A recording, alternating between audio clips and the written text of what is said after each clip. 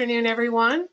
Today is Tuesday, May 27th. I'm Donna Will, Professional Development Coordinator for the Developmental Disabilities Administration. We welcome you to the Community of Practice for Supporting Families webinar series. This webinar is number 3, and the topic is transition. The session is being facilitated by Mary Ann Kane-Bresci, Director of Family Supports for DDA. Also with us is Kathleen Walker, DDA's Acting Statewide Career and Employment Services Coordinator. We also have Erin Leviton, who is with DDA, and she will be doing some Q&A with us today. Before we begin, I'd like to go over a few things about the webinar. All participants are in listen-only mode. There is one option for listening to the webinar, and that's by computer. There are 5 handouts for the webinar that are uploaded into this platform. I'm also going to be emailing them today. So you can look for that in about 10 minutes. We are recording this webinar, so it can be heard at a later date. It'll be posted on the website. Questions can be typed in the question box, and that is located in the panel to your right. We will be reviewing the questions at the end, as I said, and we do want your input for future webinars and strategies that you're using for making connections with your families. If you would like to reach us by email, please send an email to me or mary.kane-bresci@maryland.gov. So now I'd like to introduce Mary Ann Kane-Bresci. Good afternoon. Good afternoon. Thank you, Donna. Good afternoon, everyone. On behalf of the Maryland Community of Practice for Supporting Families Across the Lifespan, I'd like to welcome you and our special guest, Kathleen Walker, to our webinar today on transition. As many of you know, my name is Mary Ann Kane-Bresci. My husband and I are the parents of 4 children, all of which are grown. Now we have 3 sons and a daughter, Maggie. Maggie, our beautiful daughter, and is our youngest, has multiple disabilities and is the reason for me entering the field. I've worked in the field now for over 25 years in positions of supporting families, caring for family members with intellectual and developmental disabilities in a variety of capacities. But now I find myself, and I feel fortunate to be here at the Developmental Disability Administration as the Director of Family Supports. Throughout this series, for supporting families, our goal is to bring individuals with intellectual and developmental disabilities along with their families and others together in order to connect and share important information and ideas in an effort to support each other, one another, as we find our way through this pandemic and beyond. And to this end, over the next couple of months, we'll be discussing a variety of topics and issues and concerns that individuals and families have been faced or are facing related to COVID-19 and just life in general. We'll be doing this with our invited guests and subject matter experts, and of course we'll do all of this through the lens of charting the LifeCourse framework. For those of you who are unfamiliar with charting the LifeCourse, it is a set of universal principles and tools. These were developed by the University of Missouri, Kansas City, out of their Institute for Human Development Family-to-Family program. The fundamental principle of charting a life course is that all people have the right to live, love, learn, work, and play, and pursue their aspirations in the community. And when we're working with people with disabilities, we want to support them through integrated supports and services so that we support them when, where, and how they need to be served or supported. It was originally developed to help people with developmental disabilities and families create a vision for a good life. Think about what they need to know and do, navigate or develop resources, and also discover what it takes to live the lives of their choosing and to do it.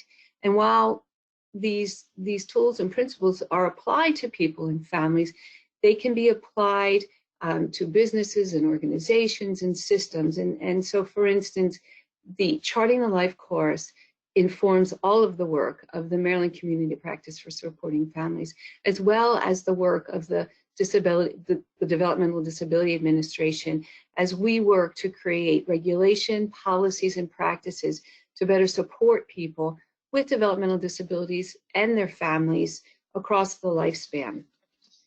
In this presentation today, we're going to use two different principles and tools. The first is the trajectory and life stage. As a principle, the trajectory recognizes the value in having a vision for a good life. And not just, and when we talk about a good life, we're not just talking about those things that are important for the person to keep him or her safe, but all the other that goes with it, those things that are important to the person. And the other important piece is that people have opportunities and experience to support them in their life's trajectory and to support them in a positive direction towards achieving this vision. Secondly, the trajectory and the life stages recognize life stages. We all go through them if we're fortunate and lucky enough to do. And with those life stages, as we go through them, we learn, we grow, and we change. And as we learn and grow and change, so do our needs. And it's because of that we need to sit and think and plan to meet those needs.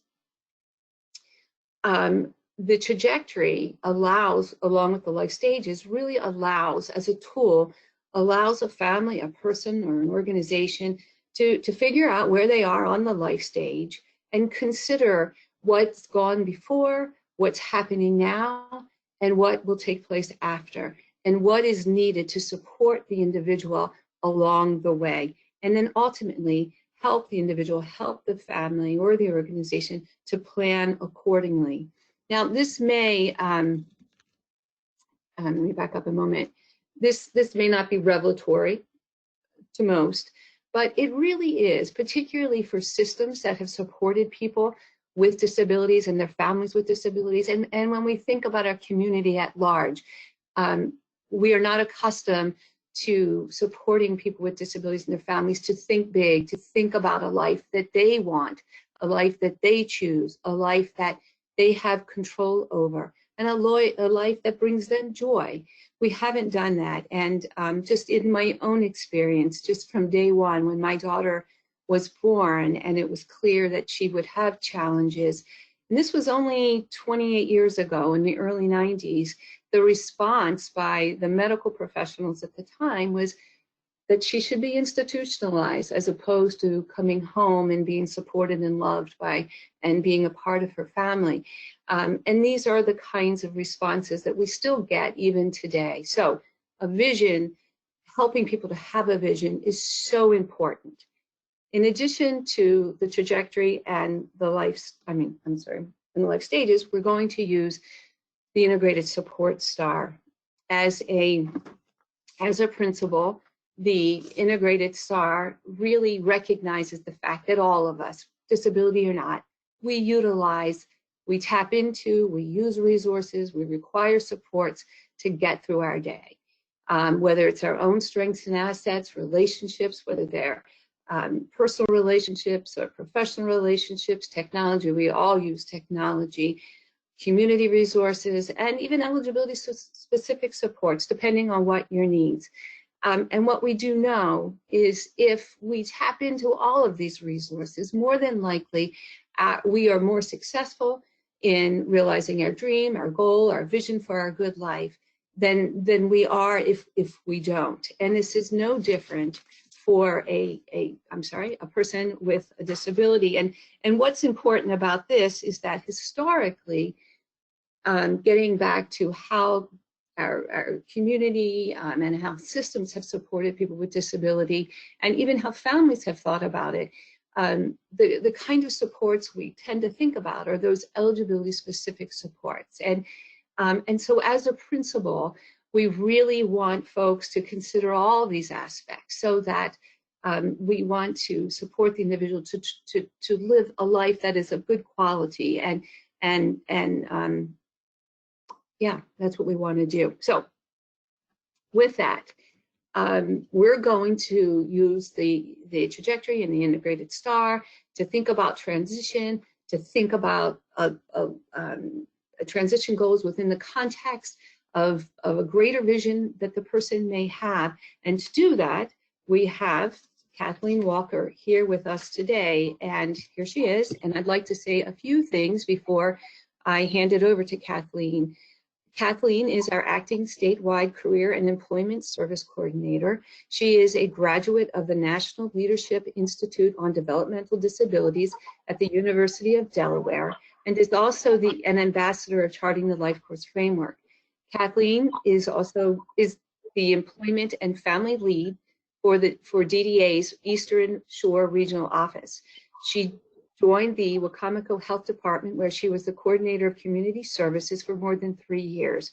And while working as a CCS, she led transitioning youth coordination and person-centered approaches to plans by using the LifeCourse framework.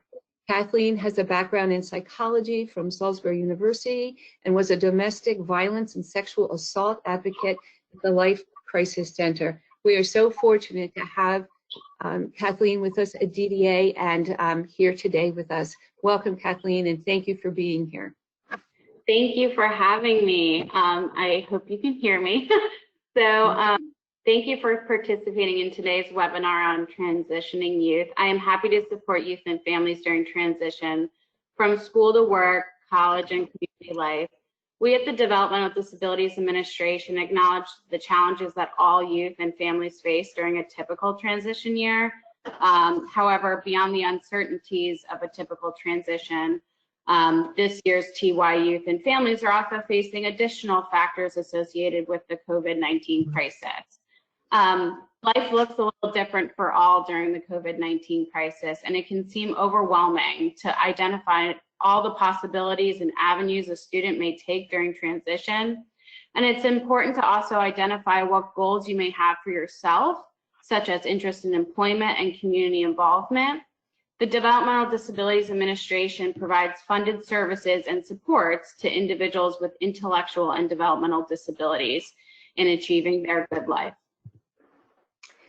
Thank you, Kathleen. So Kathleen and I are going to just have a conversation, and I'm going to ask Kathleen a series of questions, and then she's going to offer her response. So my first question for you, Kathleen, is when you're talking about a good life, particularly around transition, what does that mean to you? What are you referring to? Right. So when we talk about a good life, we're referring to the fact that all people have things they like and they don't like. And based on these things, preferences, people may envision their life doing things that they like, spending time with people that they like, working, volunteering where they want, and live where they want. A good life is made up of those things that are meaningful to a specific person and chosen by them, not for them. So we want transitioning youth to think about and have a vision for their good life and what they need to do to make that happen. If you don't know what you want to do, then how do you know where to go? And this can be a long process, but it's good to kind of start brainstorming and utilize frameworks such as LifeCourse framework to help you vision your good life. And so, for instance, if somebody wants to work, then it may make sense that they think about getting a job or developing skills so they can get a job. Awesome. Well, so how does a person start the transition process with DDA? So the first step to accessing transitioning youth funds for services and supports to live your good life is to complete the eligibility application, which is available online or can be mailed to you by your local regional office. The application includes information about age, disability or disabilities, medical assistance, etc. The supporting documentation that you would want to include would be relevant professional assessments, important to have the most recent psychological with adaptive skill testing if you have that, or any individual education plan, aka the IEP. Then there's a review process that happens, and it's reviewed through the local regional office. And so on the slide, we have a list of your local regional offices, and they're based off of the counties. So we have Central Regional Office, Eastern, Southern, and Western. And this is a really helpful slide just to have for you to access your regional office that's closest to where you reside in your county. And so the next slide, we really wanted to make sure that each regional office has a transitional youth lead that will be able to assist you in answering your questions about the process of applying. You can apply for DDA services at any age.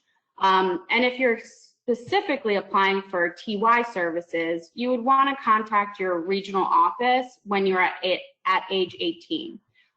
So on that slide as well, there's also the eligibility coordinator, and sometimes they may be the same person, but that's the best point of contact for any kind of assistance with applications or questions about eligibility. And you must be found DDA eligible to receive DDA services. Okay. Thank you, Kathleen, for this slide. And we're going to leave this slide up as we continue with our conversation, just so that you've got this information. All righty. So Kathleen, after a person applies for eligibility, what happens next? Well, the regional office receives your application and then assigns you a coordinator of community service to complete a comprehensive assessment, which basically just means that somebody's going to come and make sure that you have all of the accurate information and assessments in order for us to make a determination. During the COVID-19 crisis, this assessment can be completed through remote or virtual supports, such as phone interviews with the person and the family. It doesn't have to be in person, obviously. The CCS or coordinator then submits the information and any additional documentation you may have, such as the IEP, if it wasn't included in the initial application.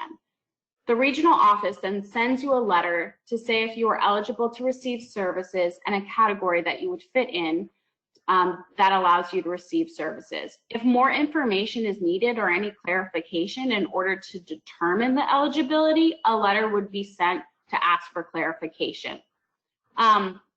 If you are 18 years and older and determined eligible, the DDA will actually assign you a coordinator of community service to assist you in identifying your support needs through transition to work, college, and community life. Terrific, terrific. Can you tell me, what is a coordinator of community services, and how do they help a person or assist a person in transitioning? So a coordinator of community service assists people in accessing the Developmental Disabilities Administration and other service delivery systems, services, natural resources, and community resources.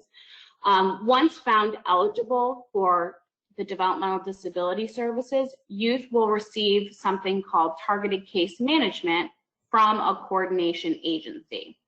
This will include developing a person-centered plan that considers the youth's goals and preferences to identify desired services and support needs.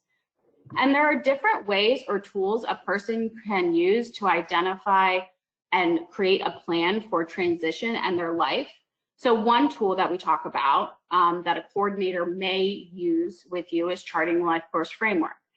The basic principle of charting the LifeCourse framework is that all people have the right to live, work, love, learn, and play, and pursue their aspirations in the community. You may begin with the trajectory, as we're going to talk about later, to develop your vision for the good life, or help identify some goals that are important to you. Then you're going to be followed by the integrated STAR potentially, and as stated before, the integrated STAR helps people plan, figure out what resources they have, what they don't have, and the supports they'll need to create their good life. Both two tools provide opportunities for exploring and expanding your vision for a good life. A student and family working with their coordinator can be an exciting time, actually, with flexibility in how supports are also provided during the COVID-19 crisis. A person can be creative in how they want to access their supports, either through direct, remote, or virtual. We recommend that you connect with your coordinator at least once a month during this time to provide any necessary updates during transition. Terrific. So tell me this, Kathleen, once a person has identified their vision and those things that he or she may want to do, as well as the supports they're going to need, how do they then go about acquiring those supports and services from providers or through self-directed supports and services? That's a great question. So a person should work with their CCS to locate a provider and accepting new referrals for the supports they are requesting. For example, if somebody wants community development services or employment services, they would look and work with their coordinator to find a provider that provides and is accepting referrals for employment services or those supports. If a person chooses to self-direct their services, they will also work with their coordinator to locate the appropriate fiscal management service provider and support brokers to help them plan and hire their staff to support their outcomes. And during the COVID-19 crisis, it's important to consider the availability of services when you're selecting a provider. Service start dates, hours of service, and transportation are all important to really know when you're making a selection to ensure that the services will meet you and your family members' needs. And to reiterate, given the current situation of needing to think about and do things differently because of social distancing, the integrated STAR can be your most important tool to think about all of your resources and how you can use them to achieve your goals. Okay. If a person identifies and chooses a provider to support them, and the provider agrees to do so, and if for some reason the provider is no longer able to provide the supports and services agreed upon, what choices does the person have in that situation, if any? So it is important to remember that you always have choice. You have the right to locate and attain services that fit your individual person-centered needs to achieve your good life. If a transitioning youth provider through the referral process is unable to meet your needs, it's best to work with your coordinator to identify other providers or community options and other service providers in the area that meet your support needs. The DDA supports an integrated life for all, not just a service life. And utilizing the framework such as charting LifeCourse can help identify and bridge multiple resources from natural, community, and eligibility specific supports. And if I, as the person receiving services, decided on my own that I wanted to change providers, is that possible? Yes, of course. Okay, terrific, terrific. Well, choice is so important, and I'd like to talk more about that, and I'd like to round out this conversation, Kathleen, using the integrated STAR, the trajectory and the integrated STAR, and I'd like to illustrate an example of how that might be done, how a family might utilize it, or a person. And I'd like to use my own. I'm going to use my own daughter as an example to walk us through that. Sound good to you? That sounds great. Okay. So when we started out initially talking about the importance of having a vision for a good life, and initially when you're thinking about transition, your vision is more finite than that. But would you agree, though, that it should be within the context of a greater vision? Your goals around transition. So in your goals around transition, you would definitely want to utilize the integrated STAR and say, for Maggie's good life, what does Maggie want and what does Maggie not want, right? And so on transition, I think that when you really start talking about things, let's talk about the positive, right? What does Maggie want? Yeah. And so what are some examples of that? Yeah, and so for Mags, you know, her vision is pretty big, and it's similar to all of ours: friends, family, opportunity, and a real sense of purpose, wanting to have a sense of purpose. And for her, around employment, It's important that it be purposeful and meaningful and related to other things in her life. So one of her great loves is to compete, believe it or not. And so for her to be able to do something related to running in races and what have you, that would be great. What she doesn't want is this huge vision, right? She doesn't want to be isolated without a voice, and she doesn't want to lead a life that isn't full of purpose. So when we think about Maggie's vision for employment, and as we talk with Maggie, so let me tell you a little bit about Mags, and she's given me permission. Maggie has cerebral palsy, and she is non-ambulatory and non-verbal, and really requires complete assistance and in support in all that she does.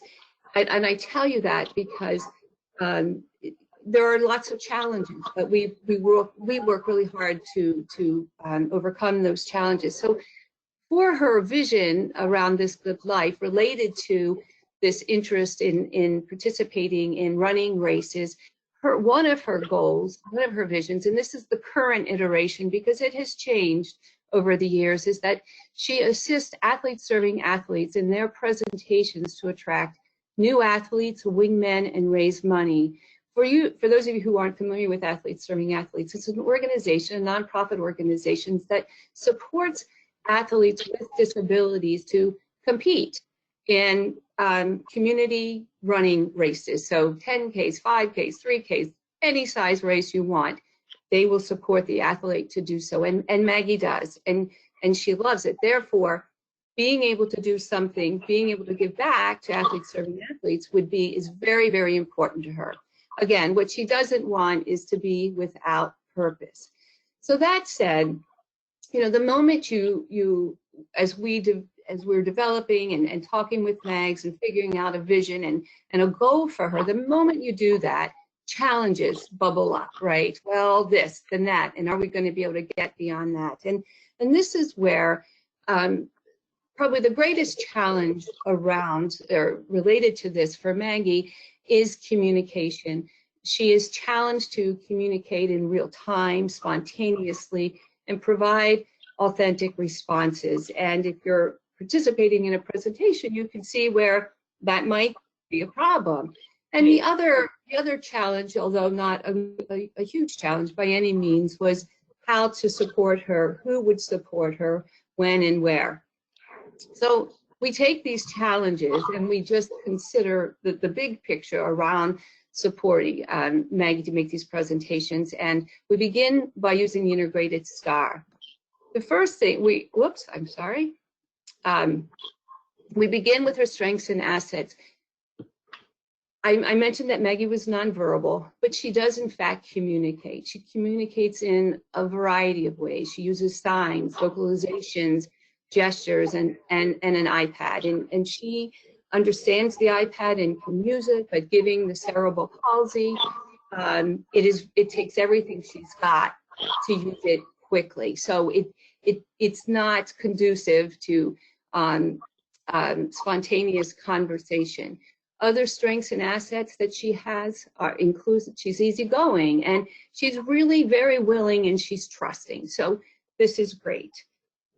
The technology, what technology resources are available to us that might assist us, and that includes the iPad, a computer, I believe it Microsoft Word, and email, and I'll explain that in just a few moments. Relationships, what relationships does she have that support her and might help her to address these challenges? And that's of course family, and she does have staff, direct support professionals who care for her and support her. And she has a very strong relationship with the Athletes Serving Athletes, in particular the executive director, David Slimpowski. Community resources that are available to her and make it possible for her to participate in this is that they use community venues, schools, businesses, parks, and trails where different presentations can take place and are accessible to Mags. And then finally, of course, are the eligibility-specific supports, which include specifically the staffing or direct support professionals, as well as transportation. But getting back, so we've got all of this to bring to the equation, right? But related to the communication. And in order to, I need to tell you a little bit more about how Maggie communicates. Maggie understands a great deal. You can pose questions to Maggie in such a way that she can say yes or no to, and she uses a particular vocal, well, if the answer is yes, ah, if it's not, no, then there's no response. With that, and knowing Mags, we have, and having conversation, we know what she has enjoyed most about athletes, serving athletes. We know what she wants to be able to tell others about related to athletes serving athletes, to encourage them to join and participate, and for people to make donations and to support the organization. So what we did was, because her signs, vocalizations, and gestures are not universalized at all, you'd have to really know Maggie to understand them. That doesn't work in a live presentation. And I've already mentioned the iPad. It takes her too long to, and it's not conducive to the spontaneous conversation. So what can we do? Well, again, we know her, we know what she likes, we can confirm what she likes by asking her yes and no questions. And in doing so, what we decided was we can create a list. There's my computer, there's Microsoft Word, a list of all of those activities and those things we know that Maggie loves best about athletes serving athletes. We provide it to the executive director, David Somkowski, and all David needs to do, Maggie and David are on stage. David just needs to ask Maggie a question, and we already know the answer to the question will be yes.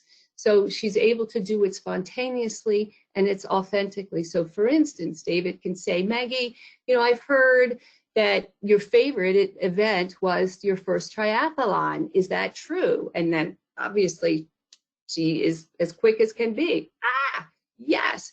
And he can go on to say, Maggie, I also learned that it was during that event that you learned that you were a real competitor. You did not want to stop when it was pouring down rain. Is that true? And she's able to say, ah, all of this makes for an engaging presentation, and it allows Maggie to participate fully and purposefully. And so for her, this is what she wants. Now, truth be told, we've done one presentation. This took place in advance before COVID. Our goal is to, once we get through all of the restrictions and so forth and so on, is to move back, you know, get back on track and begin to work on this again. And for Mags, she couldn't be happier about that. Now, with regard to staff, we have staff, and Mags has family. And the reality is this: if Maggie presents during the day, her staff that she utilizes through Community Development Services will support her to do so. In the evening, her residential staff would support her to do so, or, truth be told, will support her. So those two challenges in the end weren't huge hurdles, but it took some thinking through, and we were able to think through it and solve them. And therefore, all of this goes towards Mag's good life. You know, that top right-hand corner is the picture. I don't know if that was her first triathlon or not, to tell you the truth, but that there she is. She competed in a couple of them, and there's pictures of other aspects of her life. But her desire, this goal around employment, the skills that she's working to develop, are all directly connected to something that she truly, truly loves, and that is competing. That's out being on the trail or on the road, running and being with others. So they really should connect, I think, if it's going to be meaningful. Go ahead, Kathleen. And I wanted to say, I think it is great that for anybody that's identifying their support needs and everything, identifies their challenges, as you said before. And so you identified that the challenge to Maggie's skills, which were recruitment, being involved in community life, really enjoying athletes, serving athletes, making those connections and relationships, that you actually utilize the STAR to help identify what kind of support needs you would really need, what were filled by your community members and what were filled by your relationships that you already had, and where was their expansion needed. And I think for the Developmental Disabilities Administration, we believe that everybody, regardless of severity of disability, can be competitively employed as long as they have the correct services and supports to help them on that trajectory if that's what they choose. So I think the way that you've utilized the framework and the STAR just really supports Maggie's trajectory towards employment, and thinking of her being the best recruiter for athletes serving athletes and doing something that she loves and that she has meaning behind is just an amazing thing to do. And I think that utilizing the STAR and utilizing the framework really does help identify how to build those community relationships and how to build your vision and your goals for your good life, whether that be employment. And I think in transition, when you're talking about where do I want to go, who do I want to be post-secondary, like leaving school, right? For all of us, I even utilize the trajectory and the STAR in my own life because I have trouble identifying where maybe my gaps are. And so I think that this is such a great framework for everyone, especially during transition, where it can be hard to kind of narrow down where your scope of where you need the most support and what skills and positive relationships that you already have identified in your life. So I think that Maggie's, you know, got the most amazing family and community connections, and I can only imagine that she's going to continue on her trajectory to her best life. Well, thank you, Kathleen. And I want to say this too. It's not easy, and I don't, you know, it's easy to tell a story and you see kind of the end product. But what I want folks, families to understand and people to understand that Mags is 28, and there have been several iterations of what her visions and her goals and those things that she has wanted to do. And it really is a process, and I don't want folks to be discouraged, but I really want people to be hopeful and to dream big and to have a huge vision, because if you don't, where are you headed? And if you don't get there, that's okay, but where do you go? You know, and the vision kind of pulls us along. And again, this is the current iteration, and we're going to move along, and I'm sure there will be new adventures for Mags and for us as a family along the way. But we really have to utilize all of our resources and all of our connections. And this time, during COVID, in some ways it's a quiet time. It's a time to reflect and really think about those resources and how might you do things differently. And so with that, Kathleen and I would love to take any questions that you might have pertaining to this webinar. You can submit your questions through the chat or question box. If you have questions related to services and supports, specific services and supports, we encourage you, and please contact your DDA local regional office. And if you have questions about Appendix K, please submit them to this address here, dda.toolkitinfo@maryland.gov. And with that, I'm going to ask Erin, do we have any questions? We do. And, you know, thank you both for really a fantastic conversation. I just love, you know, dream big, be hopeful, have a huge vision. It's just true for all of us. So the first question is, you know, just there's appreciation for this webinar and a question about whether the slides will be shared. And it looks like they are not in the downloadable materials, but they will be posted on the DDA website and sent by email to everybody who registered for this. And then there are some questions and comments about benefits planning. So how can people understand the impact of work on benefits, know what they're responsible for, and learn about things like ABLE accounts? That's a couple of questions put together. So that is a great question. I think when we're talking about employment and transition, we definitely want to also include benefits counseling and where would you access benefits. So in some of the resources that are actually attached and it's going to be the next slide, Mary Ann. Do you want to do that actually? Sure. So I can show what I'm talking about? Sure. Okay. Yeah. So we have listed some resources for you that encompass benefits. There's the ABLE account link right here under community-based. There are a lot of webinars and really helpful fact sheets under that link as far as what are the ABLE accounts, how can I access them, you know, am I eligible to open up an ABLE account?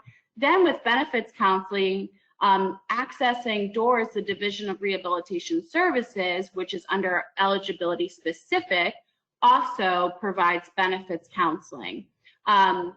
There are also on the DDA Employment First webpage, there are webinars that we have hosted that previously have subject matter experts and such as Michael Dalto that has presentations on how to keep your benefits while you work, and that's available on our Employment First webpage at DDA, and we'll include that information under the links as well. So I really appreciate that question, because that is such a big question as far as how, when I'm thinking about my trajectory in employment and then maybe I am eligible for medical assistance, how can I keep my benefits while I'm working? So those are some of the resources that we've listed. And then also contacting your coordinator of community service to help you. Tell them that that's something you're concerned about. Let them know that that's something that is on the forefront of your mind and that you need help with community connections and other state partner agency resources. And they can help be your advocate and guide you in accessing and understanding those resources as well.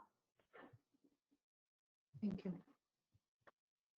Great. Okay, so then there was a comment from a family member and then a follow-up question from somebody else that I think go together. The family member was talking about, look, it's amazing to have all these choices, but it really does take time to process this, to implement big change. I think similar, Mary Ann, to what you were talking about.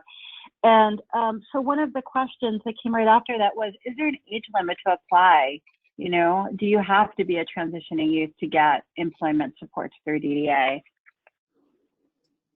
Oh, no, not at all. Employment services are available for all of our adults as well.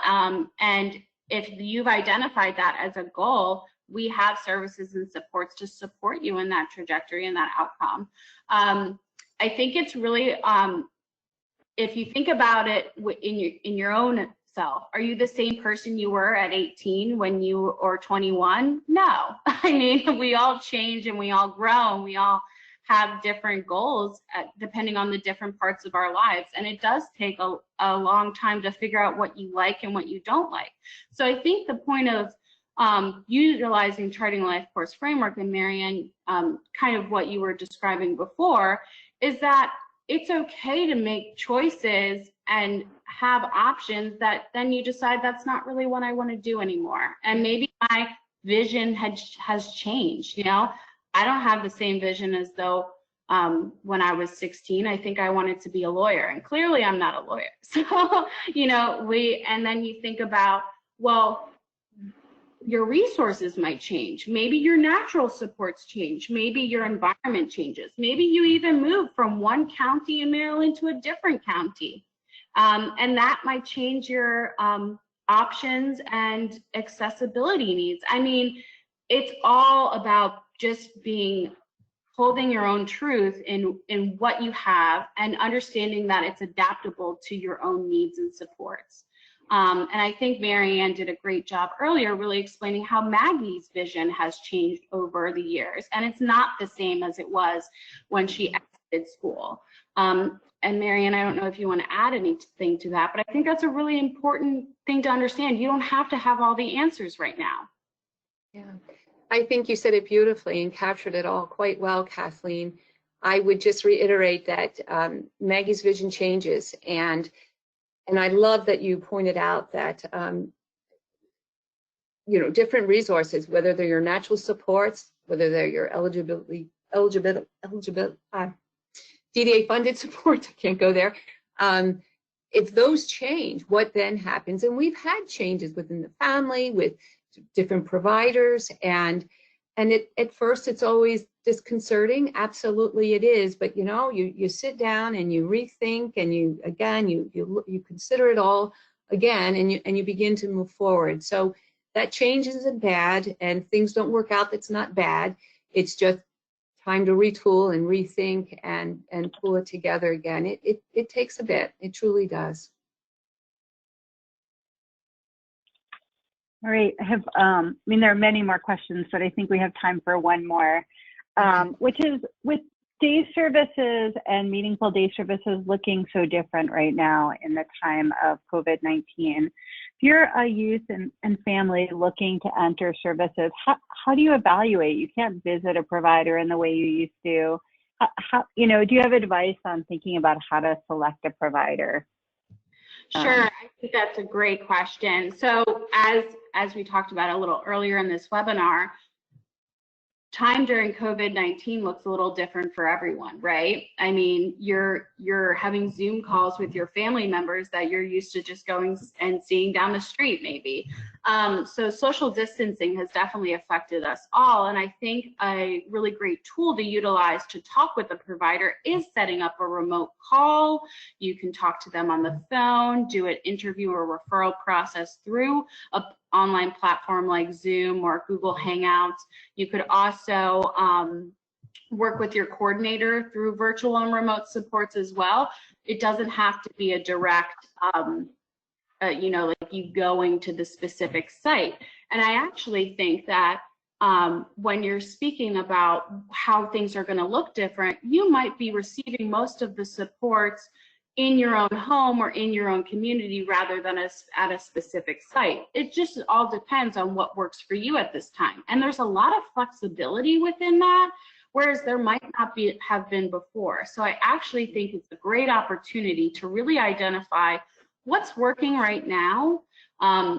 For TY youth, their school has also changed, right? You aren't going into the actual school building to complete your work or be supported, and you're being supported potentially in your home. So what does that look like, and how does that translate into maybe the adult service provider industry or self-directing your supports? And I think that's where you can really utilize the STAR to kind of make sure that you're doing the community mapping and resource connections, and then really working with your coordinator as far as, I need help with the referral process. They will help you through setting up any kind of calls or assistance. And you can always reach out directly to the providers and seeing if you can do an interview through phone or video or remotely somehow. Yeah. So well said, Kathleen. Thank you. And I would just add this, and it's a caveat, and that is, and perhaps it doesn't need to be said, but I think it needs to be said, that when you're interviewing a provider, the goal isn't for your son or daughter or for yourself to fit their program. The goal is you want to go into this discussion with the provider with a real strong sense, and if it's not real strong, but a sense of what you think you want and who you are and how you need to be supported. And the question should be to the provider, can you in fact support me based on what's important to me, for me, and the person's in a plan that eventually we're going to develop. Too often, I know that I've worked with many families, and there's a lot of fear and trepidation, and there's the feeling that their son or daughter needs to fit a program, and that's the goal. And that's not what we want for folks. We want folks to live their good life, to live the vision, to live and to engage their lives in ways that are important to them, and not just fit a program. So to bear that in mind in that conversation is crucial. Yeah, and just to add, the DDA supports people. We support people on their vision to their good life, and I think that's really beautifully said, Marianne, that we support everyone in their trajectory to their vision, and those support needs may change. It might look different right now. It might be that you're participating in a virtual meaningful day, a employment discovery that's happening through a virtual program remote, or you're checking in with your job developer through those venues. And I think that's really tailored specifically to the flexibility that we have right now.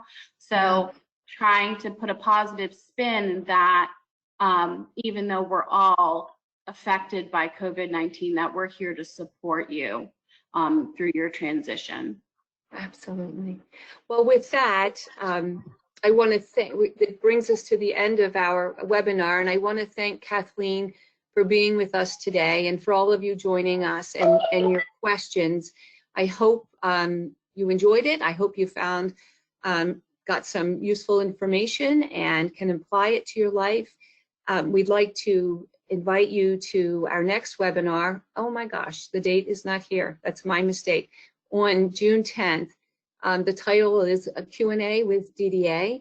The invitation will be going out shortly. We're going to welcome families and people to submit questions in advance. We will create a wonderful panel of folks for you to speak to and to take your questions and answer them. So with that, I also want to thank Deputy Secretary Bernie Simon for this opportunity to host this webinar for you today. I hope you have a great day and take care. Thank you. Bye-bye.